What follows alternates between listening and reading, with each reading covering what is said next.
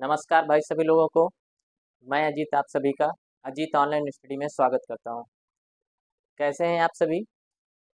उम्मीद है कि आप सभी लोग अच्छे होंगे और अच्छे से पढ़ाई भी कर रहे होंगे। मेरे भाई मेरे दोस्त, आप सभी लोगों से उम्मीद है कि आप लोग चैनल को ज़्यादा से ज़्यादा शेयर कर रहे होंगे और ज़्यादा से ज़्यादा लाइक कर रहे होंगे। ठीक है, तो कल हम लोगों ने बौद्ध धर्म समाप्त कर लिया था बच्चों। ठीक है ना, कल हम लोगों ने बौद्ध धर्म समाप्त कर लिया था और आज हम लोग पढ़ेंगे मगध का उत्कर्ष। आज हम लोग पढ़ेंगे मगध का उत्कर्ष और मगध के उत्कर्ष में हम लोग बात करने वाले हैं हर्यंक वंश की। ठीक है, मगध के उत्कर्ष में बात करने वाले हैं हर्यक वंश की। तो बच्चों, हमें उम्मीद है कि आप सभी लोग अच्छी तरीके से क्लास नोट्स बना रहे होंगे। और बच्चों, कल हम लोगों ने कहा था कि हमें मैथ्स की बुक चलानी है यहाँ पे, तो आप सभी से रिक्वेस्ट है कि आप लोग बताएं कि कौन सी बुक चलाई जाए, एच डी यादव चलाई जाए कि आर एस अग्रवाल चलाई जाए। अगर आर एस अग्रवाल के लिए आप लोगों की ज़्यादा कमेंट आती है तो आर एस अग्रवाल चलेगी, और एस डी यादव के लिए ज़्यादा कमेंट आती है तो एस डी यादव चलेगी। ठीक है, तो इसलिए ज़्यादा से ज़्यादा लाइक करें, ज़्यादा से ज़्यादा सब्सक्राइब करें और ज़्यादा से ज़्यादा कमेंट करें। ठीक है, तो हम लोग क्या करते हैं, क्लास को अपनी कंटिन्यू करते हैं। आज हम लोग क्या पढ़ने वाले हैं, मगध का उत्कर्ष पढ़ने वाले हैं। मगध का उत्कर्ष पढ़ने वाले हैं। ठीक है मेरे प्यारे बच्चों, मगध का उत्कर्ष पढ़ने वाले हैं। और मगध के उत्कर्ष में हम लोग देखने वाले हैं हर्यंक वंश की। मगध के उत्कर्ष में किसकी बात करने वाले हैं, हर्यंक वंश की। ठीक है मेरे प्यारे बच्चों, मगध के उत्कर्ष में बात करने वाले हैं हर्यंक वंश की। हर्यंक वंश, हर्यक वंश की बात करने वाले हैं। ठीक है, मगध के उत्कर्ष में किसकी बात करने वाले हैं, हर्यक वंश की बात करने वाले हैं। इसका टाइम पीरियड लिखेंगे बच्चों 544 बीसी से 412 बीसी। 412 बीसी, 544 से 412 बीसी। हर्यक वंश का टाइम पीरियड कितना है बच्चों, 544 से 412 बीसी। 544 से 412 बीसी हर्यक वंश। हर्यक वंश का टाइम पीरियड बच्चों 544 से 412 बीसी। 544 से 412 बीसी।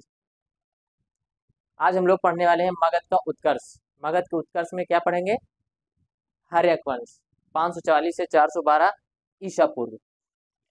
ठीक है, 544 से 412 ईसा पूर्व की बात कर रहे हैं। ठीक,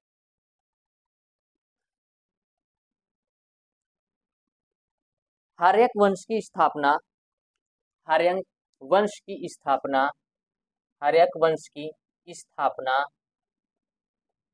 लिखेंगे बच्चों, हर्यक वंश की स्थापना बिंबिसार द्वारा की गई थी। हर्यक वंश की स्थापना किसके द्वारा की गई थी, बिंबिसार के द्वारा किया गया था। हर्यक वंश की स्थापना बिंबिसार के द्वारा, बिंबिसार के द्वारा, बिंबिसार के द्वारा की गई थी।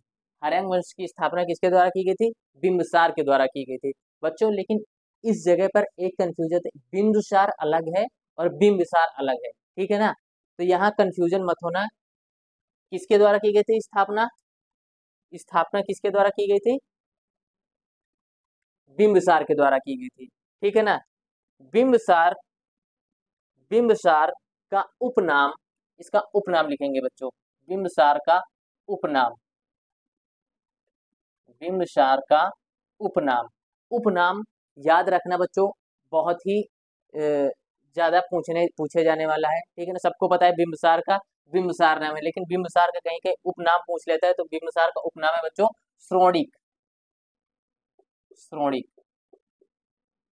बिंबिसार का उपनाम क्या है, श्रोणिक है। बिंबिसार का उपनाम क्या है बच्चों, श्रोणिक है। ठीक है, बिंबिसार, बिंबिसार बुद्ध के समकालीन था। किसके समकालीन था, बिंबिसार बुद्ध के समकालीन था, बुद्ध के समकालीन था, समकालीन था, बुद्ध के समकालीन था।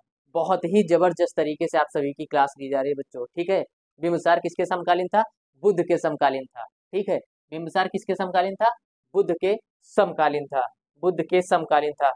इसके द्वारा अंग पर आक्रमण किया गया, इसके द्वारा अंग पर आक्रमण किया गया और अंग को मगध में मिला लिया गया। ठीक है, इसके द्वारा लिखेंगे बच्चों, इसके द्वारा अंग पर आक्रमण किया गया, लिखेंगे इसके द्वारा अंग पर आक्रमण किया गया, अंग पर आक्रमण किया गया, अंग पर आक्रमण किया गया, आक्रमण किया गया और अंग को मगध में मिला लिया। अंग को किस में मिला लिया? मगध में मिला लिया, मगध में मिला लिया, अंग को मगध में मिला लिया। ये वही अंग है जिसकी राजधानी थी अंग, अंग में बसी है चंपा। ठीक है ना, ये वही अंग है। ठीक है, तो ये इस अंग की बात कर रहे हैं। किस में मिला लिया? मगध में मिला लिया। किसने मिलाया था? बिंबिसार ने मिलाया था। किसने मिलाया था? बिंबिसार ने मिलाया था, बिंबिसार ने मिलाया था। इसके बाद बिंबिसार ने, इसके बाद बिंबिसार के विवाह की बात करते हैं। तो विवाह बिंबिसार ने किया था जो कि निम्न है, लिखेंगे बच्चों विवाह। किसके विषय की बात चल रही है? विवाह, बिंबिसार के विवाह, विवाह, विवाह की बात चल रही है। ठीक है ना, तो बिंबिसार ने अपना पहला विवाह, पहला, पहला या प्रथम विवाह बच्चों, ठीक है ना, पहला विवाह, पहला विवाह, पहला विवाह, बिंबिसार ने अपना पहला विवाह, पहला विवाह किसके साथ किया था बच्चों? चेलना, चेलना, पहला विवाह किसके साथ किया था? चेलना, चेलना,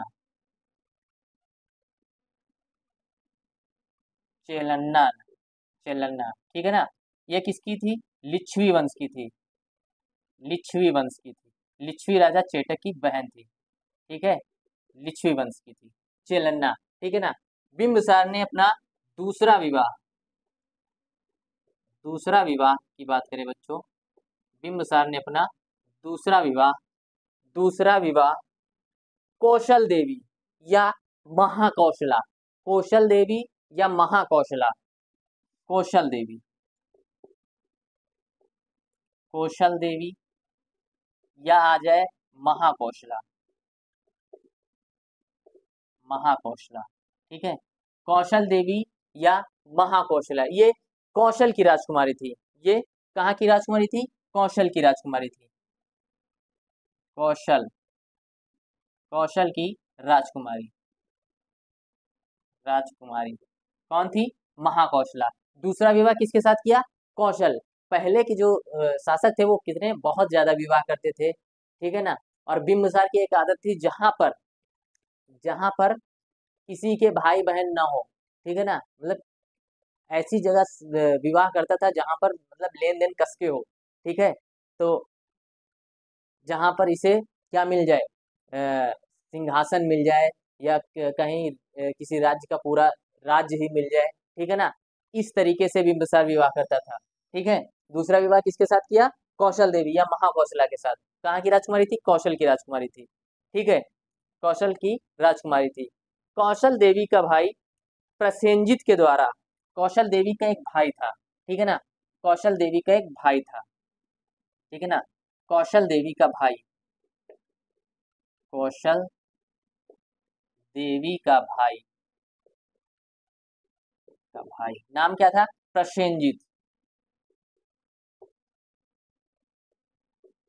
प्रसेनजित के द्वारा, प्रसेनजित के द्वारा, प्रसेनजित के द्वारा बिंबिसार को काशी दिया गया। दहेज में बिंबिसार को काशी दिया गया। ठीक है, प्रसेनजित के द्वारा दहेज में, दहेज में बिंबिसार को क्या दिया गया? काशी दिया गया,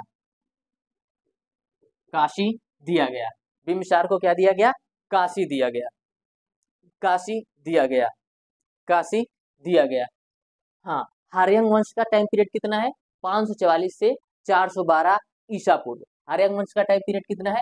544 से 412 ईसा पूर्व। और वहीं पूछे, और वहीं पूछे कि बिंबिसार का टाइम पीरियड कितना है, तो बच्चों लिखेंगे 544 ईसा पूर्व से, 544 ईसा पूर्व से 492 ईसा पूर्व, 492 ईसा पूर्व, 544 ईसा पूर्व से 492 ईसा पूर्व किसका टाइम पीरियड है? ये बिंबिसार का टाइम पीरियड है, ठीक है ना। 544 से 492 ईसा पूर्व। इसके बाद क्या हुआ, कौशल देवी का भाई प्रसेनजीत जो था वो दहेज में किसको, बिंबिसार को काशी दिया। दहेज में क्या दिया, बिंबिसार को काशी दिया। दहेज में क्या दिया, बिंबिसार को काशी दिया। और काशी के बाद बिंबिसार ने, काशी के बाद बिंबिसार ने तीसरा विवाह किया। तीसरा विवाह, तीसरा विवाह, तीसरा विवाह की बात करें बच्चों, तीसरा विवाह, तीसरा विवाह, तीसरा विवाह किया क्षेमा के साथ। किसके साथ किया? क्षेमा के साथ, क्षेमा के साथ। क्षेमा जो थी, क्षेमा जो थी ये कुरु की राजकुमारी थी। क्षेमा जो थी ये कुरु, कुरु की राजकुमारी थी। ये एक मध्य पड़ता है, ठीक है ना, कुरु की राजकुमारी, कुरु की राजकुमारी थी। कुरु में एक मध्य पड़ता है, वहीं की राजकुमारी थी, कुरु की राजकुमारी कौन थी? क्षेमा थी। तीसरा विवाह किसके साथ किया? क्षेमा के साथ किया। तीसरा विवाह किसके साथ किया? क्षेमा के साथ किया। तीसरा विवाह किसके साथ किया बच्चों? क्षेमा के साथ किया। बिंबिसार लगातार विवाह किया, ठीक है ना, लेकिन किसके साथ ज्यादातर रहा? कौशल देवी। कौशल देवी का भाई कौन था? प्रसेनजीत। प्रसेनजीत के द्वारा क्या दिया गया? इसे काशी दिया गया दहेज में, ठीक है, प्रसेनजीत के द्वारा इसे काशी दिया गया। इसके बाद बिंबिसार ने एक और विवाह किया, चौथा विवाह, चौथा विवाह, चौथा विवाह, चौथा विवाह किया वैशाली की राजकुमारी आम्रपाली के साथ। आम्रपाली के साथ, किसके साथ? आम्रपाली के साथ, आम्रपाली, वैशाली की राजकुमारी आम्रपाली के साथ विवाह किया। वैशाली की राजकुमारी आम्रपाली के साथ विवाह किया। किसने किया? बिंबिसार ने किया। किसने किया? बिंबिसार ने किया। वैशाली की राजकुमारी आम्रपाली के साथ विवाह किया। वैशाली की राजकुमारी आम्रपाली के साथ विवाह किया बच्चों, ठीक है। पहला विवाह किसके साथ किया? पहला विवाह चेलना के साथ। पहला विवाह किसके साथ किया? चेलना के साथ। दूसरा विवाह किसके साथ किया? कौशल देवी। कौशल देवी यानी कि महाकौशला। महाकौशला कहाँ की राजकुमारी थी? कौशल की राजकुमारी थी, ठीक है। कौशल देवी का भाई जिसका नाम था प्रसेनजीत, प्रसेनजीत के द्वारा बिंबिसार को दहेज में काशी दिया गया। बिंबिसार को दहेज में काशी दिया गया। तीसरा विवाह, तीसरा विवाह किसके साथ किया गया? क्षेमा के साथ। तीसरा विवाह किसके साथ किया? क्षेमा के साथ, जो कि कुरु की राजकुमारी थी, ठीक है। चौथा विवाह, चौथा विवाह किया आम्रपाली के साथ। चौथा विवाह किसके साथ किया? आम्रपाली के साथ। ये कहाँ की राजकुमारी थी? वैशाली की राजकुमारी थी, ठीक है, वैशाली की राजकुमारी थी, वैशाली की राजकुमारी थी, वैशाली की राजकुमारी थी, वैशाली की राजकुमारी थी। बिंबिसार का एक राजवैद्य था जिसका नाम था जीवक। बहुत ही बार बच्चों ये जबरदस्त क्वेश्चन बना है, बहुत बार एग्जाम में पूछा गया कि बिंबिसार के राजवैद्य का नाम क्या था। तो बिंबिसार के राजवैद्य का नाम था बच्चों क्या? जीवक। बिंबिसार के राजवैद्य का नाम था जीवक। राजवैद्य का नाम, राजवैद्य का नाम था जीवक। जीवक, बिंबिसार के राजवैद्य का नाम था जीवक। बिंबिसार के राजवैद्य का नाम था जीवक। इसने अवंती के राजा, अवंती के राजा चंडप्रद्योत का इलाज करने के लिए, मतलब चंडप्रद्योत के क्या था, जॉन्डिस यानी कि पीलिया, पीलिया रोग से ग्रसित था। बहुत इलाज कराया लेकिन नहीं ठीक हुआ। उसने एक शर्त रखी कि जो कोई मेरा इलाज कर देगा उसे मैं राजा बना दूंगा, ठीक है ना। ये किसने रखी शर्त? चंडप्रद्योत ने। कहाँ कहाँ का राजा था? अवंती का राजा था। तो बिंबिसार ने ये बात सुनी और बिंबिसार के पास कौन था? जीवक था। तो इसने क्या किया, अवंती के राजा चंडप्रद्योत को, चंडप्रद्योत के यहाँ जीवक को इलाज करने के लिए भेजा। जीवक को इलाज करने के लिए भेजा, जो कि किस रोग से ग्रसित था?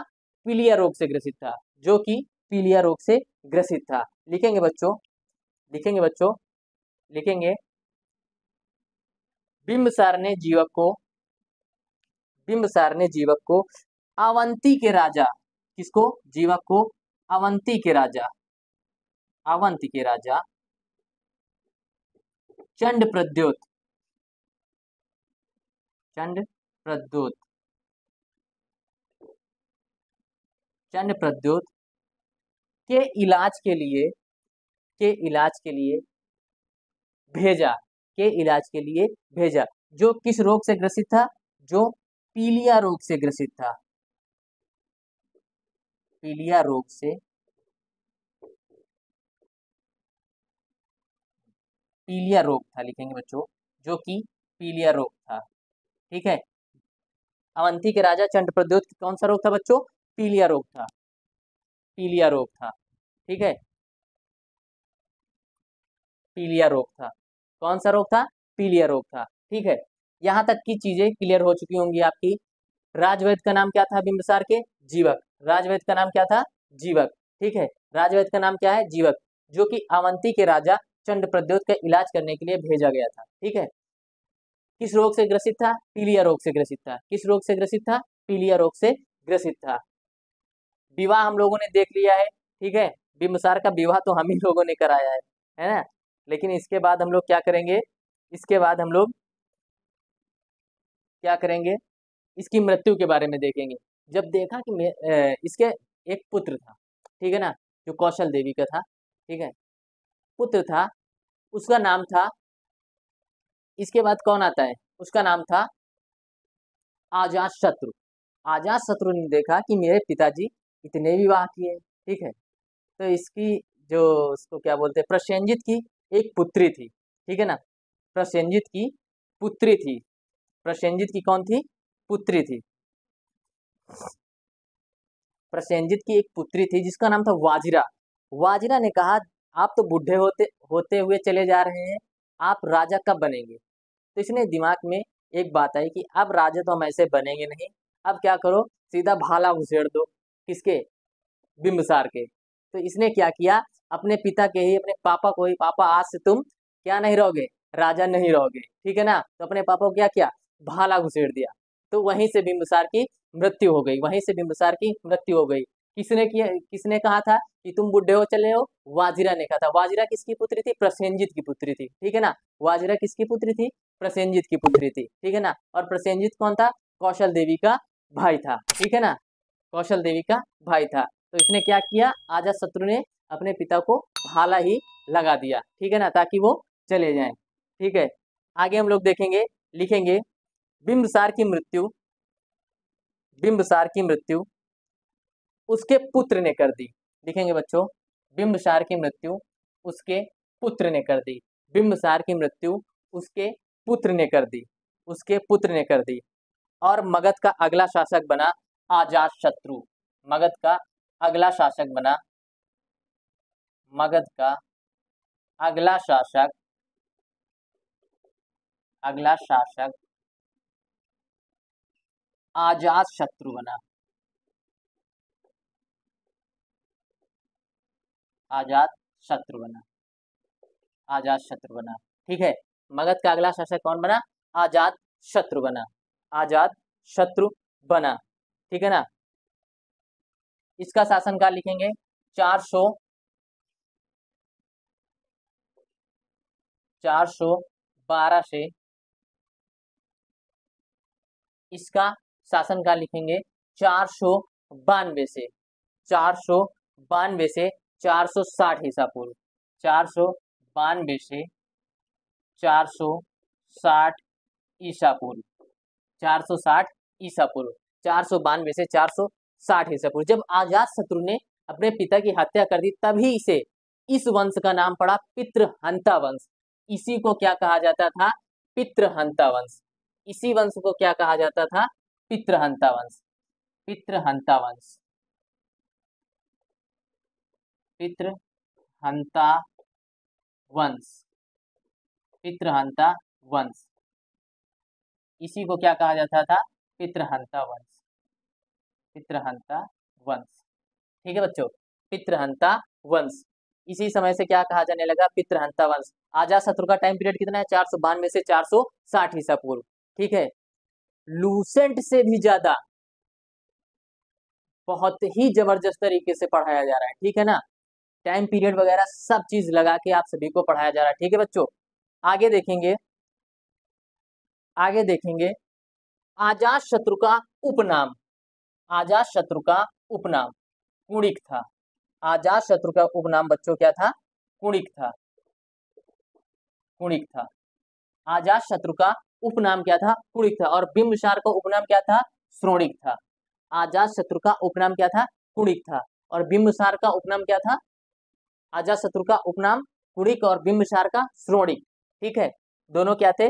बाप बेटा थे। ठीक है, इसके बाद क्या हुआ? इसके बाद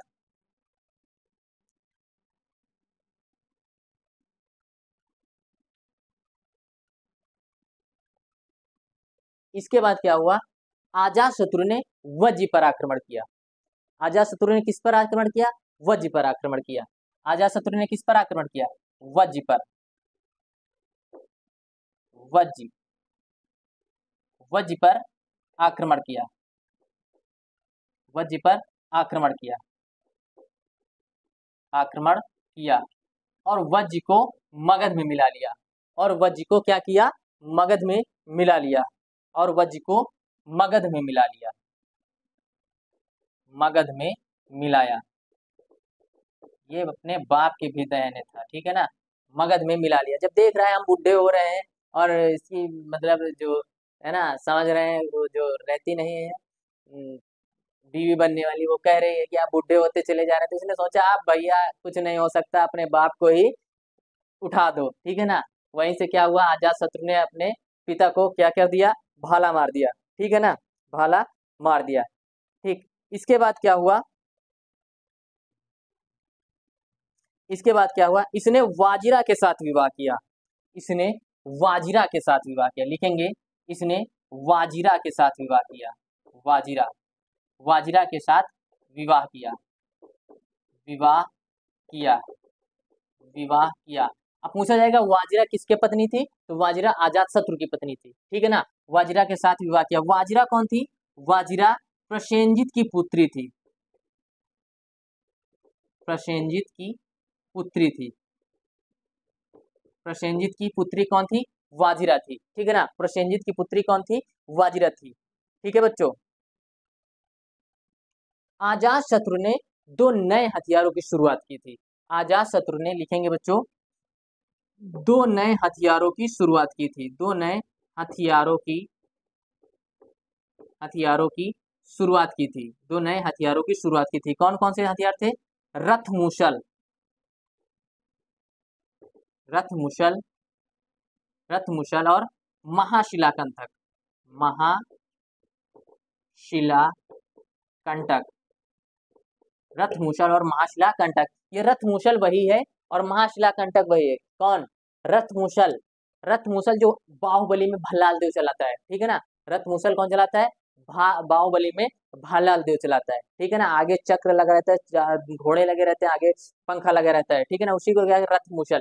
और दूसरा नंबर क्या है? महाशिलाकंटक, जो बाहुबली ऐसे करके उसमें लगा रहता है, एक मतलब कि रथ टाइप का बना रहता है और उसी में गोला लगा रहता है, बड़ा सा गोल सा, उसी को फेंका जाता है। ठीक है ना, वो क्या था? महाशिला कंटक। तो किसने इन हथियारों की शुरुआत की थी? अजातशत्रु ने की थी। ठीक है ना, अजातशत्रु ने इन हथियारों की शुरुआत की थी। ठीक है बच्चों, इन हथियारों की शुरुआत की थी, इन हथियारों की शुरुआत की थी। इसी के समय, इसी के समय, इसी के समय 483 ईसा पूर्व में, इसी के समय 483 ईसा पूर्व में, 483 ईसा पूर्व में प्रथम बौद्ध संगीत का आयोजन किया गया। प्रथम बौद्ध संगीत, बौद्ध संगीत का आयोजन किया गया, आयोजन किया गया। इसी के समय 483 ईसा पूर्व में प्रथम बौद्ध संगीत का आयोजन किया गया। प्रथम बौद्ध संगीत का आयोजन किया गया। प्रथम बौद्ध संगीत का आयोजन किया गया। गौतम बुद्ध और महावीर स्वामी की मृत्यु भी इसी के शासनकाल में हुई। लिखेंगे बच्चों, गौतम बुद्ध और, गौतम बुद्ध और महावीर स्वामी की मृत्यु, महावीर स्वामी की मृत्यु, महावीर स्वामी की मृत्यु, महावीर स्वामी की मृत्यु इसी के शासनकाल में हुई। गौतम बुद्ध और महावीर स्वामी की मृत्यु इसी के शासनकाल में हुई। इसी के शासनकाल में हुई। गौतम बुद्ध और महावीर स्वामी की मृत्यु इसी के शासनकाल में हुई। इसी के शासनकाल में हुई। इसी के शासनकाल में हुई। गौतम बुद्ध और महावीर स्वामी की मृत्यु इसी के शासनकाल में हुई। इसी के शासनकाल में हुई। ठीक है बच्चों, इसी के शासनकाल में हुई।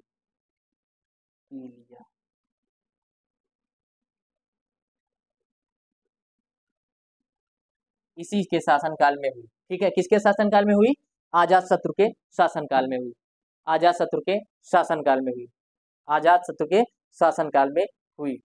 फिर क्या हुआ? इसका भी एक पुत्र हुआ, ठीक है ना, जिसका नाम था उदयन। उदयन ने भी कहा इन्होंने हमारे बाबा को मारा तो अब हम इनको मारेंगे। उदयन ने भी उठाया भाला और मार दिया किसको? आजाद शत्रु को। और मगध का अगला शासक कौन बना? उदयन बना। मगध का अगला शासक कौन बना?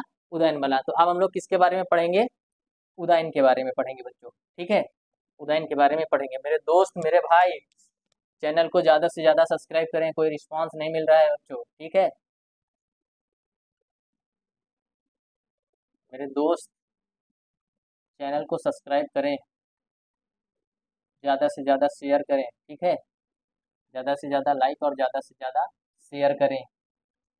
ठीक है, अब हम लोग चलते हैं अगले शासक के बारे में। ठीक है ना, अगला शासक कौन बना? अगला शासक कौन बना?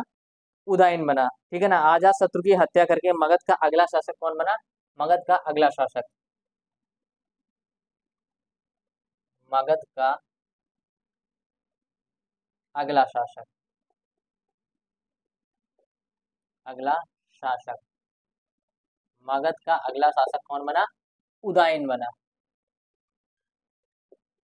उदयन। मगध का अगला शासक कौन बना? उदयन। मगध का अगला शासक कौन बना? उदयन बना। उदयन।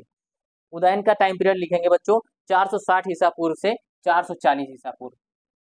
460 ईसा पूर्व से 440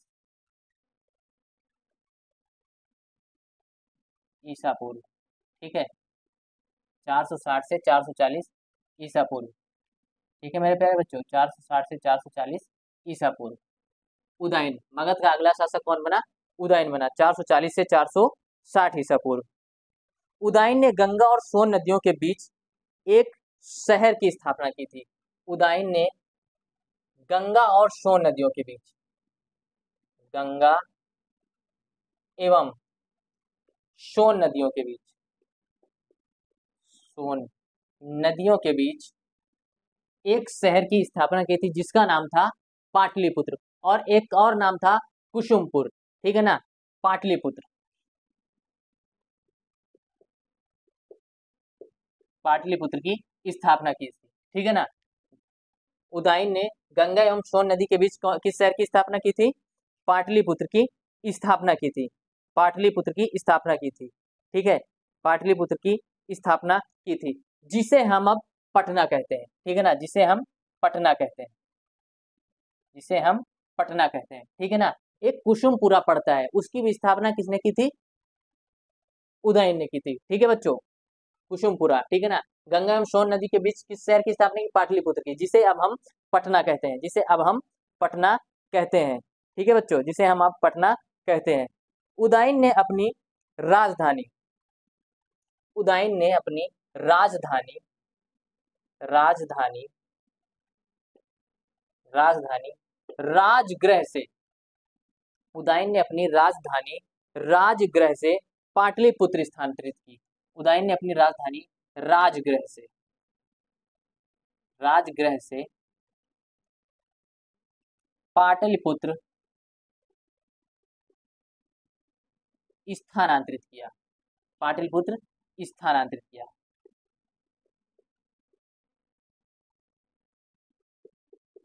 स्थानांतरित किया। ठीक है, उदयन ने अपनी राजधानी राजगृह से पाटलिपुत्र स्थानांतरित किया।